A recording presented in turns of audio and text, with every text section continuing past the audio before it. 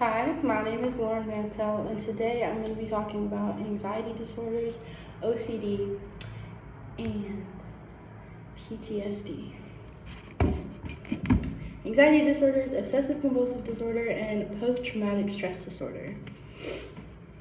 So for our first slide, I put down anxiety disorders.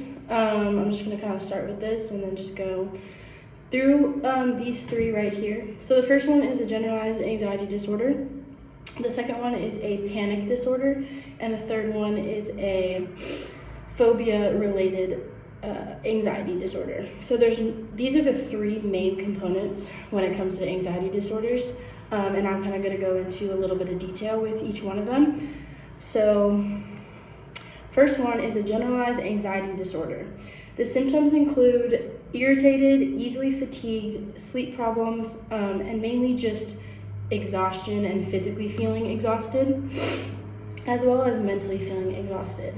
This is the generalized anxiety disorder, like I mentioned before, and it involves more than a temporary worry or fear, and it definitely does not go away. It's something that you can't just easily brush off or just kind of put your mind onto something else. It's very prevalent in the individual's life. And if not treated, it can get worse over time. And symptoms that I mentioned prior can interfere with the day-to-day life for the specific individual that is dealing with a generalized anxiety disorder. The next one is a panic disorder. So the panic disorder is a recurrent, unexpected panic attacks. That's what comes with it. It usually is, the panic attacks are shown by like triggers of the individual. So when it comes into a panic attack, if I were to see something outside, like somebody walking and then getting hit by a car, that could result in me having a panic attack because that's a trigger for me, and that could come with panic disorder. During a panic attack, some people might encounter things like sweating, trembling or shaking, feelings of being out of control, and accelerated heart rate. Those are just a couple of the things that the individual can encounter throughout having a panic attack. There's obviously other symptoms and other ways of showing that you're having a panic attack, but those are the four main categories for having one. People with panic disorder are often cautious about when the next one will hit them. They usually bury themselves in a place that they find that comforts them, that doesn't give them anxiety, that doesn't enable the stress factor that comes with a panic disorder. And they're usually very aware of those like ways that they get panicked, and they're very aware of the triggers that causes it.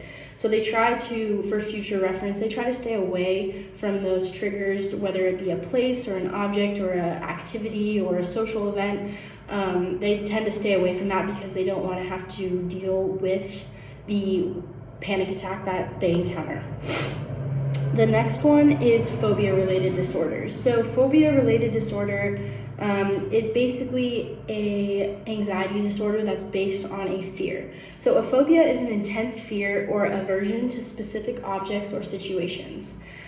This fear tends to be out of proportion to the actual danger caused by the situation or object. So a person that has a phobia-related disorder, the phobia is more exaggerated than it actually may be to somebody that doesn't have a phobia of that. Examples of a phobia are like flying, heights, specific animals like cats, dogs, or spiders or snakes, receiving injections, shots, or anything under that category, and blood. Like if you see blood, if you have blood, if you see blood somewhere else, an anxiety attack can occur. So people with a phobia tend to have excessive worry about encountering the feared object or situation. So if somebody were to be walking down the street, they're more cautious and more aware of the things around them because they don't want to have to encounter something that may trigger their anxiety attack.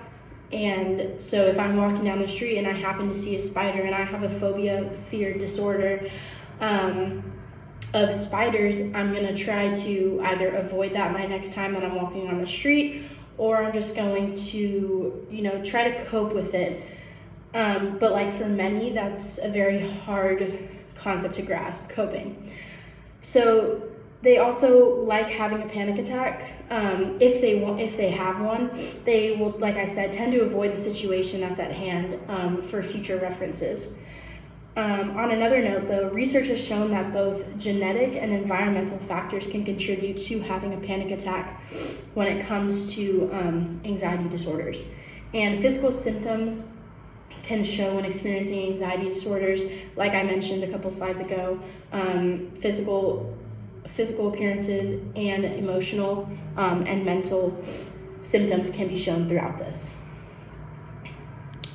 So the next topic that I'm going to be talking about is obsessive compulsive disorder, which is also OCD.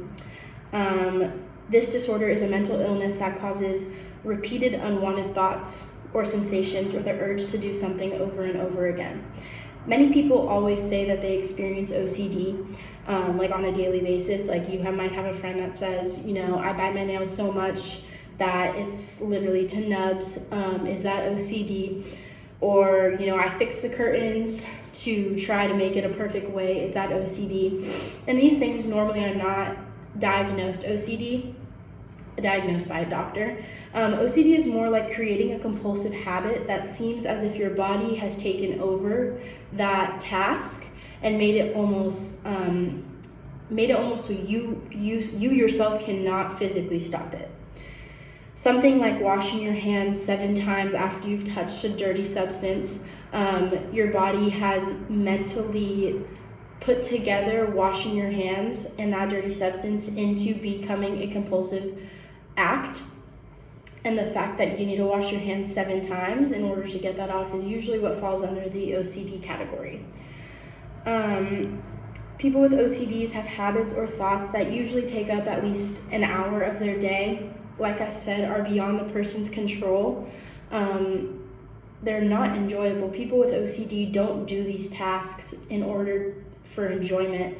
They do it because they physically cannot stop themselves from doing it. And if they tend to stop themselves, it's more than likely going to result in them going to have to do it again and restart because their body is just incapable of not doing that specific task. OCD comes up in many different types of forms, but falls into generally 4 categories.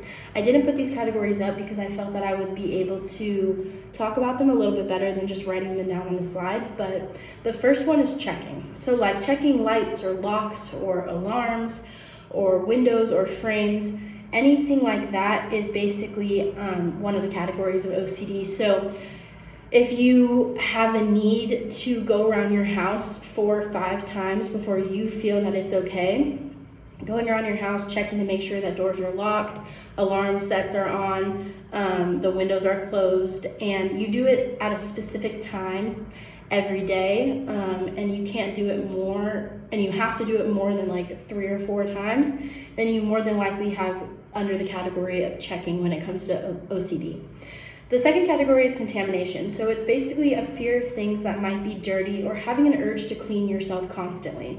Mental contamination involves the feeling of you have been portrayed or treated poorly or like dirt. So that dirt word comes in same with the contamination because you just have this fear of always feeling like dirty or disgusting and not having an ability to take it off unless you do something, like I said, 7 times a day, 8 times a day, 9 times a day.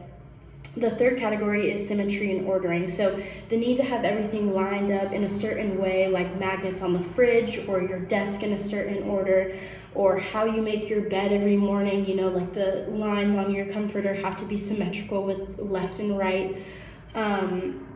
And just making sure that something is like perfectly symmetrical on the wall. So if you're hanging up a picture and your part and you have OCD, it's going to be a lot more complicated for you to hang that picture up than it would be for somebody that doesn't, because you have to have it perfect. It has to be in the middle, both even sides, left and right, and it just becomes really challenging for people that have OCD because it becomes tiring to have to do these things constantly, and knowing that you can't do that is also, knowing that you can't stop yourself from doing that is also mentally exhausting.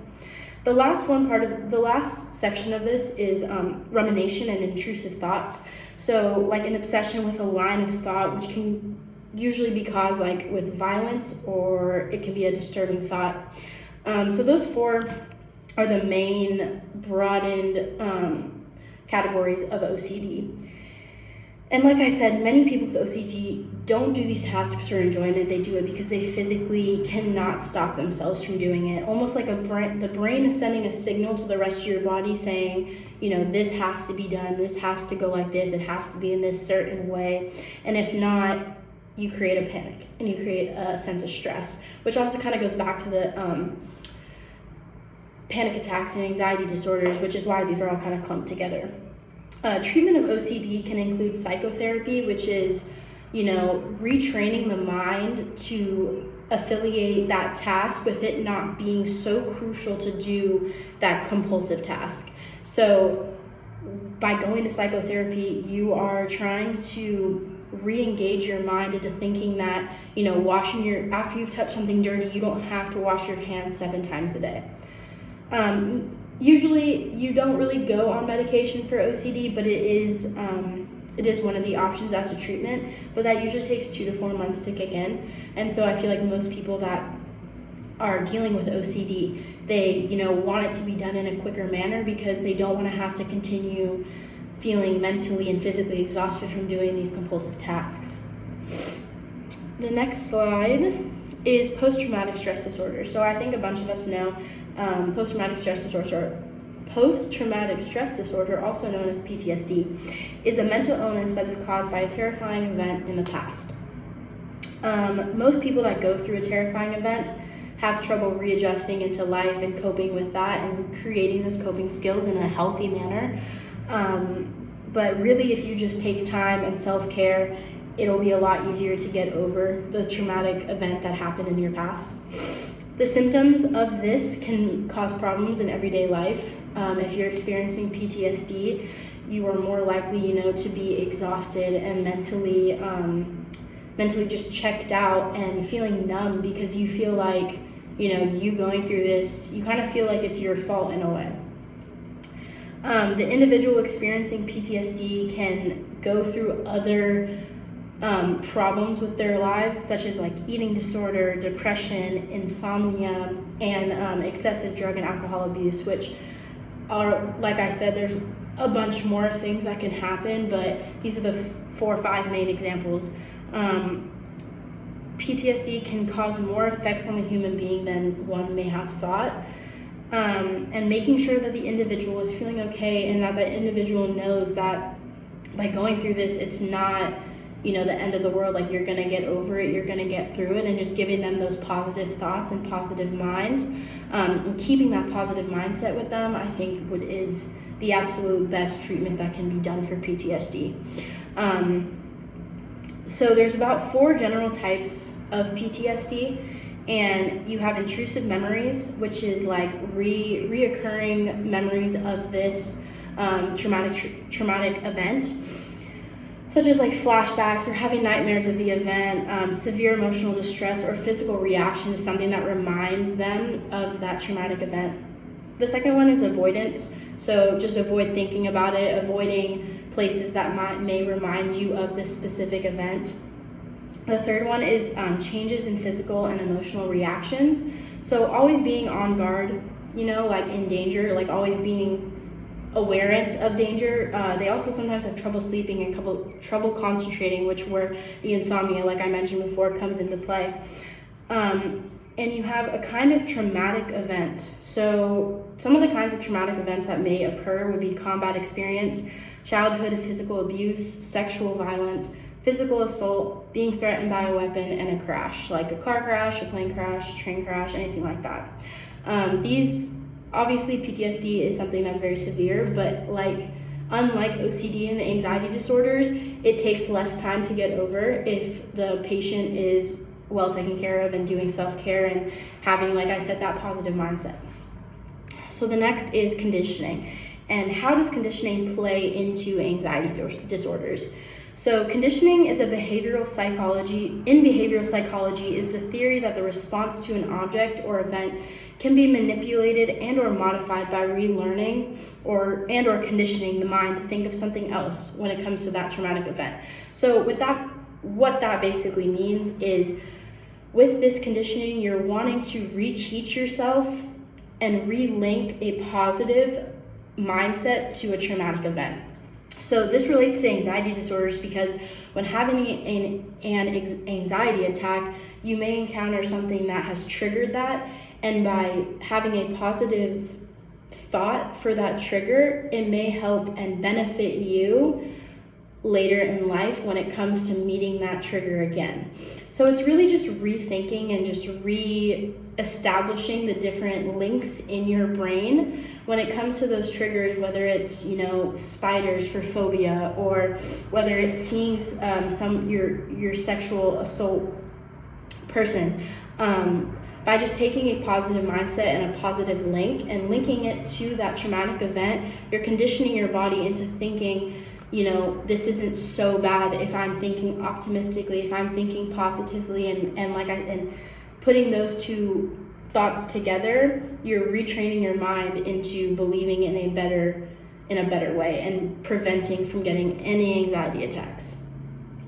So, yeah, hope you enjoyed.